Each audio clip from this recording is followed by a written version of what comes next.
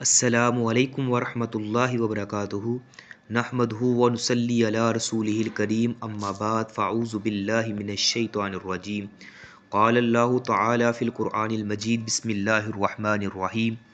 قد افلح المؤمنون الذین هم فی صلاتهم خاشعون صدق اللہ العظیم وقال النبی صلی اللہ علیہ وسلم بلغوا انی ولو آیا او کما قال۔ ہر قسم کی حمد و ثنا اللہ سبحانہ و تعالی کے لیے، ان گنت لا تعداد درود و سلام سرور کائنات فخر موجودات جناب محمد رسول اللہ صلی اللہ علیہ وسلم کی ذات اقدس پر اللہ سبحانہ و تعالی کا بے حد فضل اور خاص احسان ہے کہ اس نے ہمیں اس بابرکت نورانی اور علم و حکمت سے بھرپور کورس کے ساتھ اٹیچ کیا ہوا ہے۔ تو یہ کورس صرف الفاظ یاد کرنے کا نام نہیں، بلکہ دلوں کو بیدار کرنے، سوچ کو درست سمت دینے اور اعمال کو سنوارنے کا نام ہے۔ یہاں ہم دین کو صرف معلومات کے طور پر نہیں پڑھتے، بلکہ ہدایت کے طور پر سیکھتے ہیں، تاکہ جو بات کانوں تک آئے وہ دل میں اترے،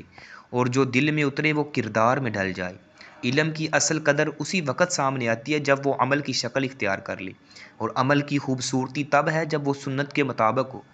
آپ سب خوش نصیب ہیں کہ اللہ تعالیٰ نے آپ کو اپنے دین کے سیکھنے کے لیے چنا ہے، آپ کو وقت نکالنے کی توفیق دی ہے، اور اس مجلس کا وہ حصہ بنایا ہے جہاں کتاب و سنت کی روشنی میں زندگی کو ناپا جاتا ہے۔ اور یہ انتخاب ہر ایک کے حصے میں نہیں آتا، یہ اللہ تعالیٰ کی طرف سے خاص عنایت ہوتی ہے، کیونکہ نبی علیہ الصلوۃ والسلام کی حدیث ہے من یرید اللہ بہ خیرا یفقہہ فی الدین، جس کے ساتھ اللہ بلائی کا ارادہ کرنا چاہتا ہے اس سے اپنے دین کی سمجھ عطا فرماتے ہیں۔ تو آئیں نیتوں کی اصلاح کے ساتھ، دل کی حاضری اور عمل کے عزم کے ساتھ اس مبارک سبق کا آغاز کرتے ہیں، اور اللہ تعالیٰ سے دعا بھی کرتے ہیں کہ وہ ہمارے سیکھنے کو قبول فرمائے، ہمارے علم کو نافع بنائے، اور ہمیں ان لوگوں میں شامل فرمائے جو علم کو سن کر زندگی کا حصہ بنا لیتے ہیں۔ تو بڑھتے ہیں اپنے لیسن کی جانب۔ آج ہمارا باب نمبر 13 ہے، عورتوں کی مسجد میں حاضری اس حوالے سے حدیث نمبر 58 ہے۔ بسم اللہ الرحمن الرحیم۔ ان عبد اللہ بن عمر رضی اللہ عنہما عن النبی صلی اللہ علیہ وسلم قال اذا استعذنت احدکم امرأته الى المسجد فلا يمنعها قال فقال بلال بن عبد الله واللہ لنمنعهن قال فاقبل علیہ عبد اللہ فسبہ سبا سیئا ما سمعته سبہ مثلہ قط وقال اخبرک عن رسول اللہ صلی اللہ علیہ وسلم وتقول واللہ لنمنعهن وفی لفظ لمسلم لا تمنعوا اماء اللہ مساجد اللہ، متفق علیہ۔ حضرت عبداللہ بن عمر رضی اللہ تعالیٰ عنہ سے روایت ہے کہ نبی کریم صلی اللہ علیہ وآلہ وسلم نے ارشاد فرمایا، جب تم میں سے کسی ایک کی بیوی مسجد جانے کی اجازت طلب کرے تو وہ اسے نہ روکے۔ بلال بن عبداللہ نے کہا، یعنی جو حضرت عبداللہ بن عمر کا بیٹا تھا بلال، انہوں نے کہا اللہ کی قسم ہم تو انہیں ضرور روکیں گے۔ تو حضرت عبداللہ جو ہیں وہ اس کی طرف پلٹے اور انہیں بہت برا بھلا کہا، میں نے اس سے پہلے ان سے اس طرح کے کلمات کبھی نہیں سنے تھے۔ کہا میں تجھے رسول اللہ صلی اللہ علیہ وسلم کے حوالے سے بات بتاتا ہوں اور تو کہتا ہے کہ باخدا ہم انہیں ضرور روکیں گے۔ مسلم کی روایت میں ہے کہ اللہ تعالیٰ کی بندیوں کو اللہ کی مسجدوں سے نہ روکو، یعنی یہ حدیث کا ترجمہ تھا۔ اگر اس حدیث کا مفہوم دیکھا جائے تو حضرت عبداللہ بن عمر رضی اللہ تعالیٰ عنہ نے نبی کریم صلی اللہ علیہ وسلم کے حوالے سے بیان کیا کہ اگر کوئی عورت مسجد میں جا کر نماز با جماعت ادا کرنے کے لیے اپنے خامد سے وہ اجازت طلب کرتی ہے نا، تو اسے روکا نہ جائے، اسے یہ نہ کہا جائے کہ آپ نے مسجد میں نہیں جانا۔ جب آپ نے یہ حدیث بیان کی نا تو پاس ہی ان کا بیٹا بلال بیٹھا ہوا تھا، تو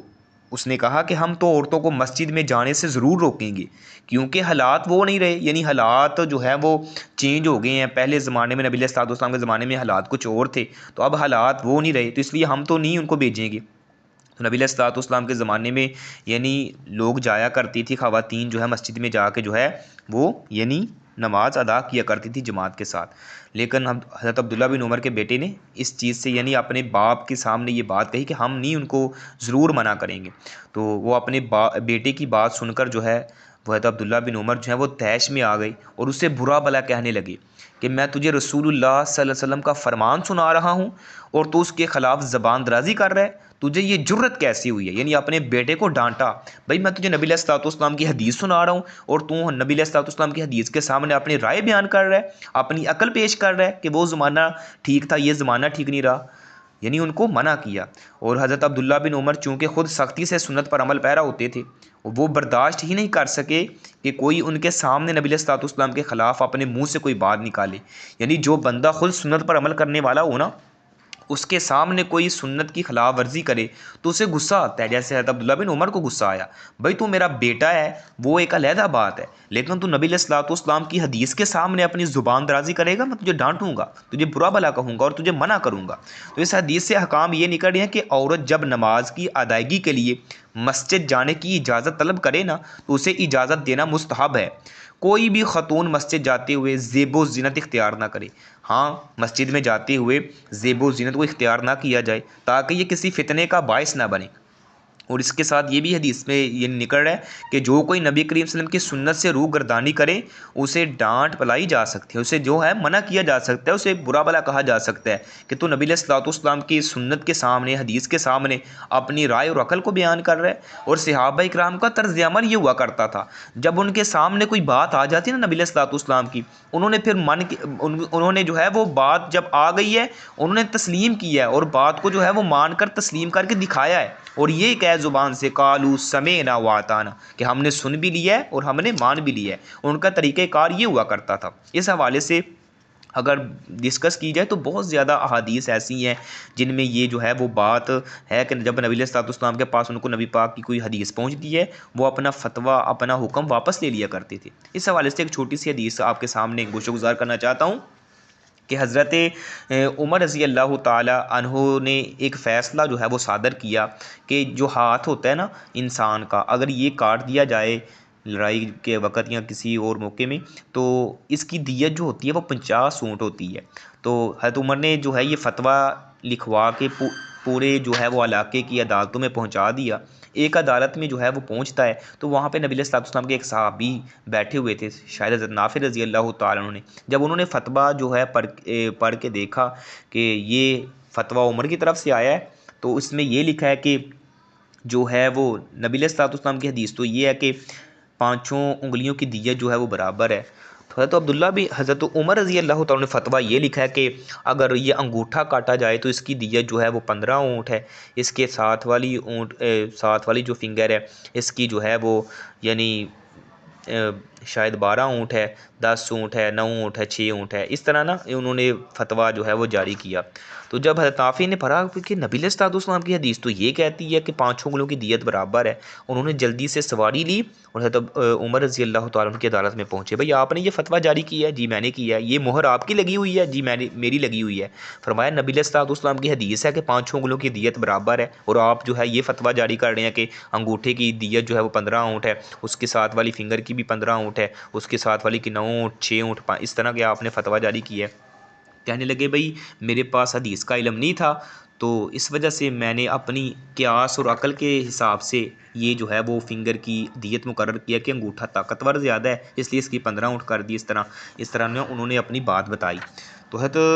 یعنی نافع رضی اللہ عنہ نے فرمایا کہ نہیں نبی علیہ الصلوۃ والسلام کی حدیث یہ ہے۔ تو حضرت عمر رضی اللہ تعالیٰ نے یہ نہیں کہا کہ میں امیر المومنین ہوں، اتنے جو ہے زمین کا حکمران کا مالک ہوں، اب میں نے فتویٰ جاری کر دیا، میں فتویٰ واپس نہیں لوں گا، نہیں،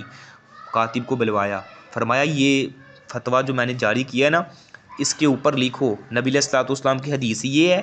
عمر کا فتویٰ یہ تھا، آج کے بعد عمر کا فتویٰ منسوخ ہو گیا ہے، اگر عمل کیا جائے گا نبی علیہ الصلوۃ والسلام کی حدیث اور سنت پر عمل کیا جائے گا، یعنی نبی علیہ الصلوۃ والسلام کی حدیث جب آگے انہوں نے مان کے دکھایا۔ تو یہ یعنی حدیث جب بھی نبی علیہ الصلوۃ والسلام کی سنت پر عمل کرنے کے حوالے سے آپ کے پاس کوئی آپ کو بتاتا ہے بھئی نبی علیہ الصلوۃ والسلام کی حدیث یہ ہے تو اس پہ جو ہے وہ عمل کرنا چاہیے، پھر اپنی ضد اور انا پر جو ہے وہ نہیں اترنا چاہیے۔ حدیث باب نمبر 14 ہے، حدیث نمبر جو ہے وہ 59 ہے، یعنی سنتوں کے حوالے سے، یعنی سنت نوافل، سنن راتبہ کا بیان ہے۔ عن عبد الله بن عمر رضی اللہ عنہما قال صلیت مع رسول اللہ صلی اللہ علیہ وسلم رکعتین قبل الظہر ورکعتین بعدها ورکعتین بعد الجمعہ ورکعتین بعد المغرب ورکعتین بعد العشاء وفی لفظ فاما المغرب والعشاء والفجر والجمعة ففی بیته وفی لفظ للبخاری ان ابن عمر قال حدثني حفصة ان النبي صلی اللہ علیہ وسلم كان يصلي سجدتين خفيفتين بعد ما يطلع الفجر وكانت ساعة لا ادخل على النبي صلی اللہ علیہ وسلم فيها متفق علیہ۔ حضرت عبداللہ بن عمر سے روایت ہے کہ نبی علیہ الصلوۃ والسلام میں نے نبی علیہ الصلوۃ والسلام کے یعنی میں ساتھ تھا تو آپ نے جو ہے وہ میں نے نبی علیہ الصلوۃ والسلام کے ساتھ 2 رکعت ظہر سے پہلے اور 2 رکعت ظہر کے بعد، 2 رکعت جو ہے وہ جمعہ کے بعد اور 2 رکعت جو ہے وہ مغرب کے بعد اور 2 رکعت عشاء کے بعد پڑھی۔ تو ایک روایت میں ہے کہ مغرب، عشاء، فجر اور جمعہ کی سنتیں آپ اپنے گھر میں ادا کیا کرتے تھے۔ تو بخاری کی روایت میں ہے کہ عبداللہ بن عمر رضی اللہ تعالیٰ عنہ نے کہا کہ حفصہ رضی اللہ تعالیٰ عنہا نے مجھے بتایا ہے کہ نبی کریم صلی اللہ علیہ وسلم 2 ہلکی پھلکی رکعتیں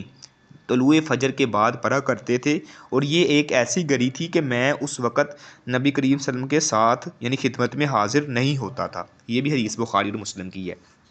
تو یعنی اس حدیث کے اندر یہی بات نکل رہی ہیں کہ سنتیں جو ہیں یعنی حدیث میں جو مذکور سنتوں کا بیان ہے تو اس کی پابندی کرنا یہ مستحب عمل ہے، یعنی سنتوں کا اہتمام کرنا جو ہے وہ افضل عمل ہے۔ بلکہ حدیث میں آتا ہے کہ کل قیامت دن جب انسان کی نمازوں کے حوالے سے پوچھ گچھ ہوگی نا، اگر نمازوں کے اندر کمی بھی ہوئی نا تو انسان کے وہ نوافل اور سنتے وغیرہ ڈال کے جو ہے وہ اس کی کمی کو پورا کر دیا جائے گا، یعنی فضیلت والا عمل ہے۔ اور اسی طرح سنتیں جو ہیں وہ مسجد کی بجائے گھر میں ادا کرنا زیادہ افضل عمل ہے، یعنی سنتیں جو ہے وہ مسجد کی بجائے گھر میں پڑھنا افضل ہے۔ تو فجر کی سنتیں جو ہیں وہ ہلکی پھلکی ادا کی جائیں۔ نبی علیہ الصلوۃ والسلام کی حدیث آتی ہے کہ آپ علیہ الصلوۃ والسلام فجر کی 2 سنتوں میں پہلی رکعت میں سورۃ الکافرون اور دوسری رکعت میں جو ہے وہ سورۃ اخلاص قل هو اللہ احد، یہ 2 سورتیں پڑھا کرتے تھے۔ تو اسی کے ساتھ بعض سنتیں فرضی نماز سے پہلے ہوتی ہیں تاکہ نمازی جو ہے وہ فرض عبادت کے لیے ذہنی طور پر تیار ہو جائے، اور بعض جو ہیں وہ بعد میں ہوتی ہیں تاکہ فرائض میں رہ جانے والے نقص کا جو ہے وہ مداوع کیا جا سکے۔ تو حدیث نمبر 60 ہے، عن عائشہ رضی اللہ عنہا قالت لم یکن رسول اللہ صلی اللہ علیہ وسلم علی شیء من نوافل اشد تعاہدا منہ علی رکعت الفجر وفی لفظ لمسلم رکعت الفجر خیر من الدنیا وما فیہا۔ حضرت عائشہ رضی اللہ تعالی عنہا سے روایت ہے نبی کریم صلی اللہ علیہ وسلم نے دیگر نوافل کا اتنا جو ہے وہ زیادہ خیال نہیں کیا جتنا وہ خیال فجر کی 2 رکعتوں کا کیا کرتے تھے۔ تو مسلم کی روایت میں آتا ہے کہ فجر کی 2 رکعتیں دنیا و ما فیہا سے بہتر ہیں، یعنی جو کچھ دنیا میں ہے اور جو دنیا ہے اس سے جو ہے بہتر جو ہے وہ فجر کی 2 رکعتیں ہیں۔ تو یہ جو مذکورہ حدیث میں فجر کی 2 سنتوں کی اہمیت بیان کی گئی ہے نا، حضرت عائشہ رضی اللہ تعالی عنہا اپنا مشاہدہ بیان کرتے ہوئے فرماتی ہیں کہ نبی کریم صلی اللہ علیہ وسلم فجر کی سنتیں پڑھنے کا بہت زیادہ اہتمام کیا کرتے تھے۔ آپ صلی اللہ علیہ وسلم نے ایک دفعہ یہ بھی ارشاد فرمایا کہ فجر کی 2 رکعتوں کا یعنی اس قدر اجر و ثواب ہے کہ پوری دنیا کی دولت بھی ان کے مقابلے میں ہیچ ہے اور کچھ مقابلہ نہیں کر سکتی، یعنی پوری کائنات پوری دنیا کی دولت ایک طرف ہو اور یہ فجر کی 2 رکعتیں جو ہیں فجر کی 2 سنتیں جو ہیں وہ ایک طرف ہوں، یعنی پوری دنیا کا مال و ملال، پوری دنیا کا زیور خزانہ، پوری دنیا ایسے سمجھ لیں کہ ترازو کے ایک پلڑے میں ہو اور ترازو کے ایک پلڑے میں یہ فجر کی 2 رکعتیں ہوں تو فجر کی 2 رکعتوں کا مقابلہ کوئی چیز بھی نہیں کر سکتی۔ تو فجر کی 2 یعنی فجر کی جو سنتوں کا ادا کرنے میں یہ سستی کا انسان مظاہرہ کر جاتا ہے تو اس کو ہرگز یہ مظاہرہ نہیں کرنا چاہیے، سستی نہیں کرنی چاہیے، اس کی بڑی فضیلت ہے۔ تو ایک حدیث میں آتا ہے کہ فجر کی 2 سنتیں یعنی سورج طلوع ہوتا ہے نا تو سورج کی روشنی جو ہے وہ جن جن چیزوں پر پڑتی ہے ان تمام چیزوں سے بہتر جو ہے وہ فجر کی 2 سنتیں فجر کی 2 رکعتیں ہیں، یعنی پوری دنیا سے سمجھ لیں کہ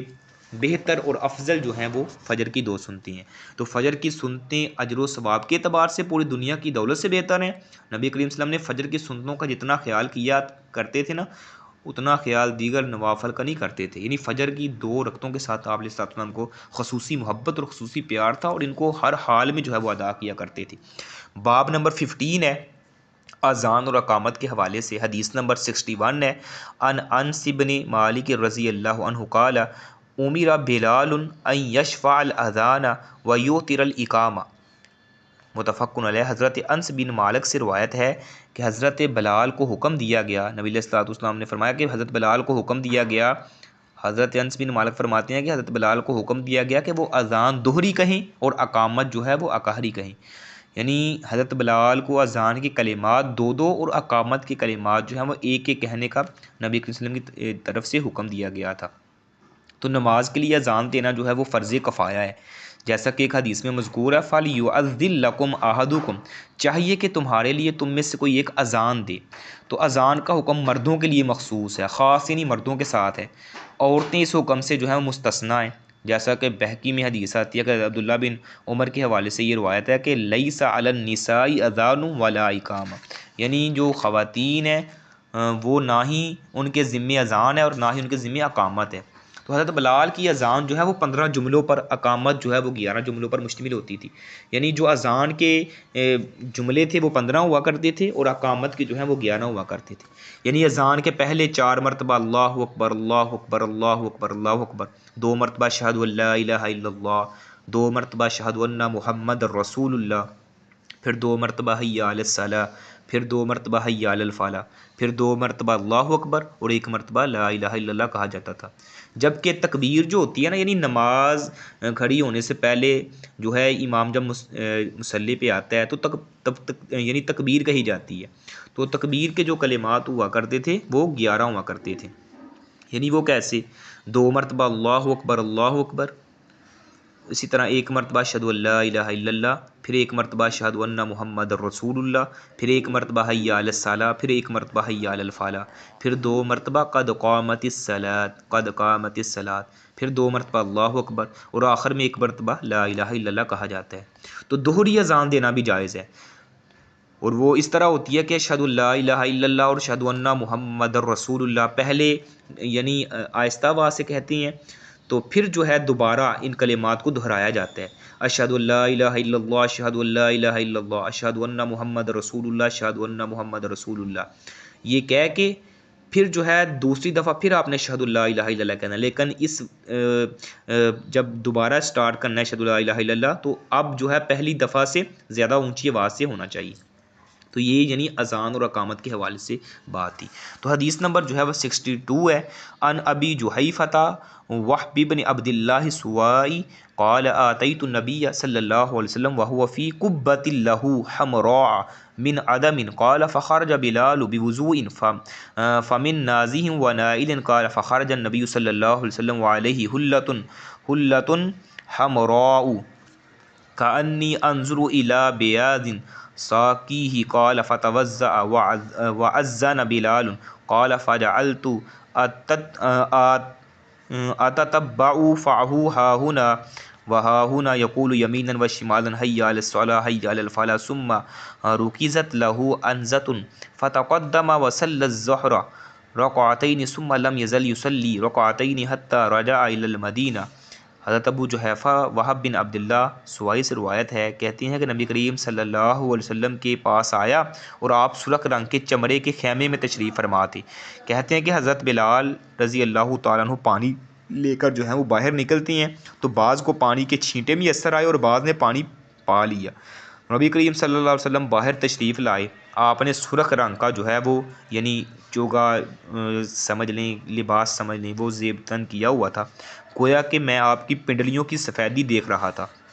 کہتے ہیں تو آپ نے وضو کیا اور بلال نے اذان دی، کہتے ہیں کہ میں اس کے چہرے کی ادھر ادھر گھومتے دیکھنے لگا، یعنی حضرت بلال جب اذان دیکھ رہے تھے تو آپ کا چہرہ ادھر اور ادھر گھوم رہا تھا جب وہ حی علی الصلاۃ اور حی علی الفلاح کہتے تھے، یعنی جب حی علی الصلاۃ کہا جاتا ہے تو دائیں طرف جو ہے وہ اپنا سر جو ہے وہ بھی پھیرا جاتا ہے۔ پھر آپ کے لیے زمین میں نیزہ گاڑ دیا گیا، آپ آگے بڑھے، ظہر کی نماز 2 رکعت پڑھی، پھر آپ نے 2 رکعت ہی پڑھتے رہے یہاں تک کہ مدینہ منورہ واپس لوٹ آئے۔ یہ حدیث بخاری کے اندر بھی آتی ہے اور مسلم کے اندر بھی آتی ہے۔ یعنی حدیث کا مفہوم یہ ہے کہ نبی کریم صلی اللہ علیہ وسلم ایک دفعہ مکہ معظمہ کی وادی بطحا میں خیمہ زن ہوئے، آپ نے وضو کیا، حضرت بلال آپ کے وضو کا پانی بچا ہوا جو ہوتا ہے وہ لے کر خیمے سے باہر آئے، تو صحابہ کرام یہ یعنی متبرک پانی حاصل کرنے کے لیے حضرت بلال کی طرف لپکے، یعنی وہ نبی علیہ السلام کے پانی وضو والے کو بابرکت سمجھتے تھے، اور وہ یعنی تبرک کی طور پہ جو ہے وہ لینے کے لیے جو ہے وہ آگے بڑھتی ہیں۔ تو بعض کو تھوڑا تھوڑا سا پانی میسر آ گیا اور بعض کے نصیب میں صرف چھینٹے ہی آئے، تو حضرت بلال رضی اللہ عنہ نے اذان دی، نبی علیہ السلام کے صحابہ کرام کو 2 گانا نماز پڑھائی، یعنی 2 رکعتیں نماز پڑھائی، جتنے دن بھی آپ وہاں رہے، یعنی 2 گانا ہی پڑھتے رہے، 2 رکعتیں ہی پڑھتے رہے۔ نماز پڑھانے سے پہلے آپ کے سامنے ایک نیزہ گاڑ دیا جاتا تھا تاکہ وہ سترے کا کام دے، یعنی جب بھی نماز